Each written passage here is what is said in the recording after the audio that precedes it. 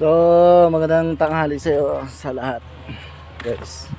Nakuha pala tayo ngayon na ang lulutuin natin ngayon sa taniman ng aking airpot. Patay ng okra na lagay natin sa ginataang tulingan. So, ito siya, guys. Ayan.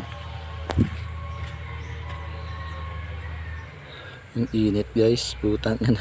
Bantaran yung init, ah. So, nakuha tayo ng okra ngayon. Uy! Parang tanin ni airpot, ah. Haba ng ano, guys. So, putik na. Sarap nito. Over na to. Yes.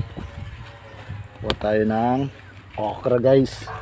So, taniman na aking airpot. Okay. Saan pa ba meron?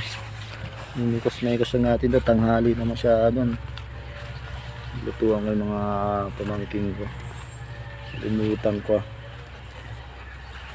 Nakagising ko lang din eh. So, ayun guys. Guys, samahan na natin ng sitaw. Mga ilang piraso lang. Para kahit paano mayroong halo na sitaw, guys. Ito yung sitaw ni airpot. Mga mahaba-haba na. Para kahit paano may gulay yung ating isda na lulutuin, guys. So yun, mga 5 piraso okay na to.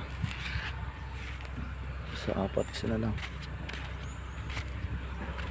Ito okay na to. Okay na to, guys. So okra pa din kanina. Tingin pa tayo ng okra dito, wala na. Sige.